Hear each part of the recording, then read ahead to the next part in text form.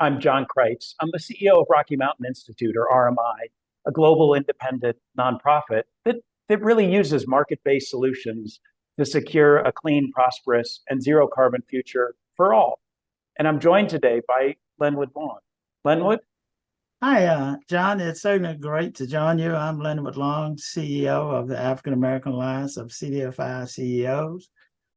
Also, one of the co-founders of the Community Builders of Color Coalition, which created the Justice Climate Fund that put us on this path toward working with all of us in reducing carbon emissions. John, tell us why racial equity is important to RMI. Well, first off, for all is in our mission statement, right? And for RMI, this means that the energy transition has to be equitable and truly for everyone. And for us, an equitable transition means that our work to accelerate the transition to efficiency and renewables benefits historically disadvantaged and underserved communities, including Black and Brown community members, especially in supporting residents and small businesses to thrive despite the changing climate and economy. And to ensure this, we partner with leaders of the communities we work in, like the members of the Alliance. You know, it's important to note that low-income and historically disadvantaged communities and communities of color lack easy access to affordable financing and clean energy options, as they often have high upfront costs. And so to ensure a just and equitable transition, everyone needs access to resources that can allow them to realize, own, and meaningfully benefit from clean energy. And I think that's where your institution and the folks you work with, Lenwood, are so critical. And maybe a question back to you: why is climate change and clean energy important for community lenders' mission to drive economic opportunity outcomes in underserved communities? John, that is a great question. When you think about the fact that community development financial institutions, CDFIs, as they say, loan funds, community development credit unions, and MDIs basically work in low-income, mainly disadvantaged communities. And by the way, communities mostly impacted, unpronounced, but mostly impacted by climate, right? When you think about just the creation of the Justice Climate Fund, we would have the resources to begin to address some of the daunting tasks and challenges that impact them. And so this is a unique time and opportunity for all of us. And whether you are in urban or rural, East Coast or West Coast, Rust Belt, or Heartland, this impacts all of us.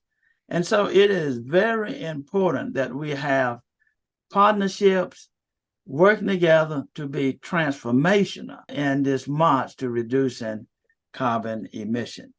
Good. So what role does RMI see for community lenders and other community development organizations in delivering net zero transition? Well, Lenwood, as you've described, community lenders are the economic backstop for low and middle income communities.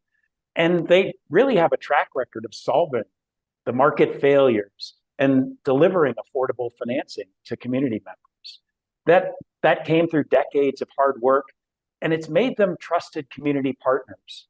So in addition, I think we need to recognize that local lenders have deep roots in the community, and the community development financial institutions are impressive in their national reach. So when we think about how to make the energy transition happen and to include everyone and to reach all households and to uplift small businesses, it really is the community lenders that are perfectly positioned to lead this work and to support communities in getting there. You know, Lenwood, you play a pretty important role in helping that happen. And as you think about the GGRF, how do you recommend those watching to prepare for it? And how can they learn more about what it is and what to do with it?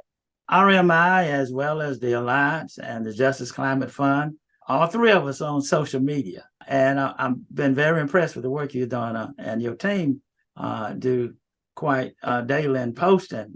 So on social media, LinkedIn, Twitter, X platform, or Facebook, we all are there. And you can keep up with the great work that all of us are doing toward this march in reducing carbon emission. Now, you can reach the Justice Climate Fund, which is certainly important to us at www.justiceclimatefund.org, or the Alliance at www. I'll make it easy at the Alliance.org. And so there you can see our work in prioritizing and serving low-income communities, but more importantly, our work together to reduce carbon emissions.